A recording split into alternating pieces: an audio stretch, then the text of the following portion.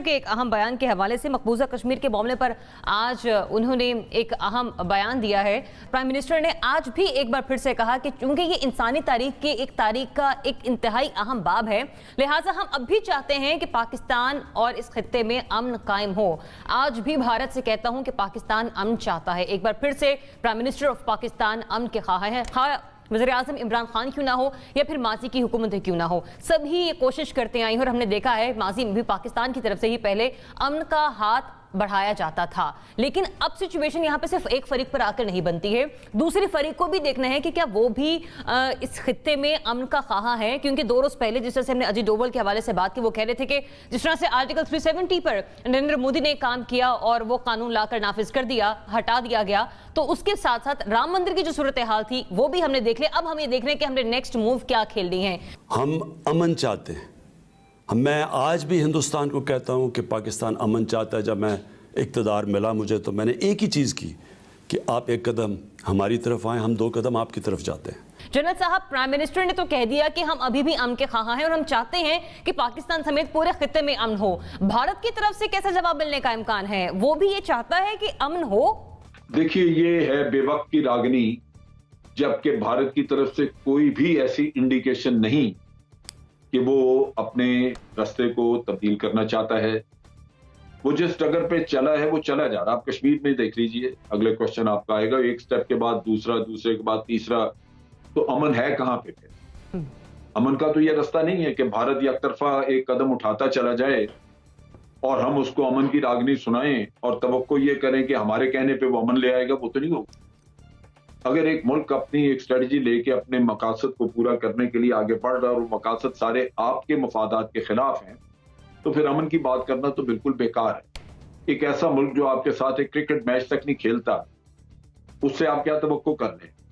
अमन तो बात की बात है। चलिए, पहले स्पोर्ट्स की फील्ड में ही आप एक दूसरे के सामने नजर आए, वो तक तो है नहीं। तो मैं समझता हूं कि ये इस तरह की बेतुकी और आउट ऑफ द प्लेस बातें करना, इनसे कुछ हल नहीं होता, कोई इनसे फायदा नहीं होता, आपको मिलता कुछ नहीं। अभी जब आप ये पहले ये रागनी हम सुना करते थे कि जी हम बातचीत के लिए तैयार हैं। भाई आप तैयार हैं तो दूसरी साइड तो आपको बात करने के लिए नजदीक नहीं आने दे रही, तो आप बात के लिए तैयार क्या हैं?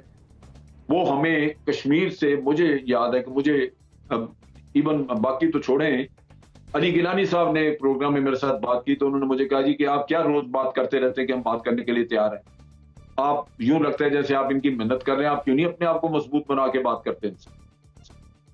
तो किस्सा कहने का ये है कि विल पावर आपने दिखानी है भारत को, एक अपना सख्त स्टांस दिखा के, आपने अपनी नाराजगी दिखा के, आपने बताना है उनको कि जो कुछ तुम कर रहे हो ये हमें जंग की तरफ धकेल रहा है और हम तैयार हैं, बजाय इसके कि आप ये रागनी अलापते रहे अमन वाली, जिसका ना मौका है कोई और ना ही कोई इसकी जगह है। तो मेरा ख्याल है कि ये बिल्कुल बेकार सी बात है। इस पे बात इंसान क्या करे? असल चीज वो है कि जो भारत आज कर रहा है उस पे आप उसको एहतजाज करें, रिजेंट करें और दुनिया में जाके बताएं।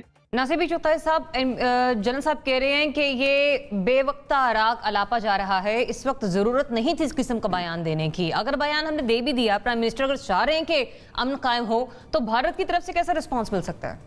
जब ये बेवक्त का राग अलापा जा रहा था 7वें सुर में और 6ठी अस्थाई में, तो उसी वक्त मैं समझ गया था कि इंडिया कल फिर कुछ करेगा। हिंदुस्तान बहुत अपने एजेंडे पर कायम मुल्क है। मैं कई बार कह चुका हूँ कि मोदी अपने वादे पूरे करता है, मोदी अपनी इंतखाबी मंशूर पर अमल करता है। उसने जो 2 मंशूर पेश किए, दोनों मंशूरों में ये बात थी।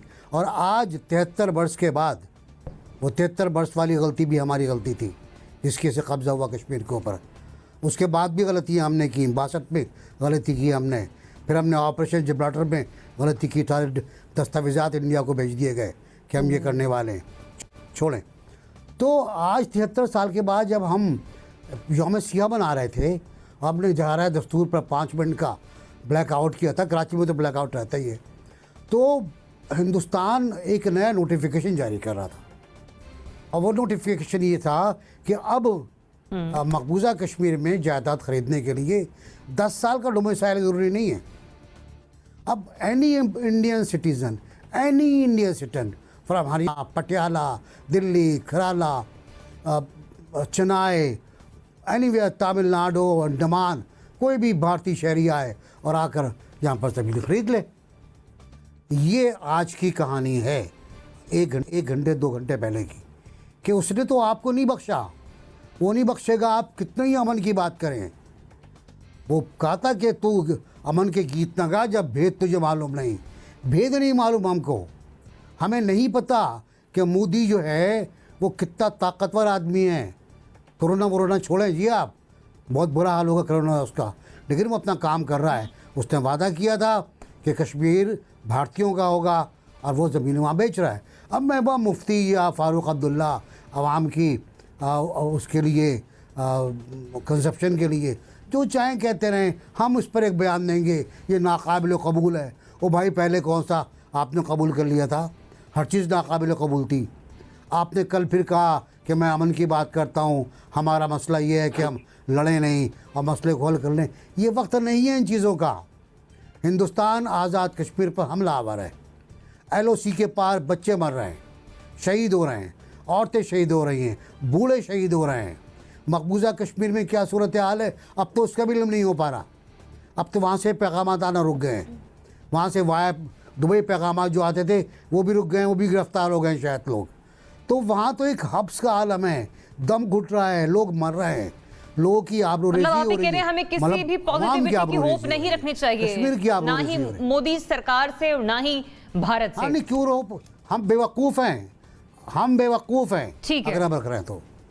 What an untimely and unnecessary statement Zaryab. कितनी ही ज़्यादा ऐसी स्टेटमेंट जिसकी कोई तुक नहीं बनती, जिसकी कोई ज़रूरत नहीं है, जिसकी वजह से ऐसा लगता है कि एक न्यूक्लियर स्टेट होते हुए आप अमन की मिन्नतें तरले कर रहे हैं। हमें किसी से अमन की मिन्नतें तरले करने की ज़रूरत नहीं है। हम अपने आप को ताकतवर करके अपनी इकोनॉमी को स्टेबलाइज कर लेना तो भारत खुद भागता भागता आएगा। आप राहदारी भी फराहम कर देते हैं अफगानिस्तान की तरफ, आप जो हैं भारत को मतलब बाकी तरीके से भी सपोर्ट कर देते हैं, यूनाइटेड नेशंस के अंदर भी सपोर्ट कर देते हैं। भारत आपके खिलाफ फैटफ के अंदर भी महाज बनाया होता है, भारत ने डिप्लोमेसी के अंदर भी सारे के सारे महाज आपके खिलाफ खोले होते हैं। भारत आइसोलेट पाकिस्तान की बातें भी कर रहा होता है, भारत का नेशनल सिक्योरिटी एडवाइजर भी पाकिस्तान की तरफ इशारे करके कह रहा होता है कि हम घुस के आपके यहाँ जो है वो अटैक करेंगे, और आप कह रहे हैं हम अमन के ख्वाह हैं। क्यों अमन के ख्वाह हैं हम ऐसे मुल्क के साथ जो कि हमारे यहाँ अमन नहीं चाहता, जो किसी तरीके से ये नहीं चाहता कि पाकिस्तान एक मुल्क के तौर पर, एक सालिम मुल्क के तौर पर, एक सॉवरेन स्टेट के तौर पर एग्जिस्ट भी करे, जिसको हमारी एग्जिस्टेंस एक बात आंख नहीं भाती है। आप उसको किस तरीके से अमन की बार बार हाथ बढ़ा रहे हैं एक ऐसे मौके के ऊपर जिस मौके के ऊपर आपको नरेंद्र मोदी के किसी तेवर से अमन झलकता हुआ नजर ही नहीं आ रहा। तो या तो वजीर आजम साहब बहुत भोले हैं या उन्हें बड़े बुरे तरीके से जो है वो गाइड किया गया, मिस गाइड किया गया।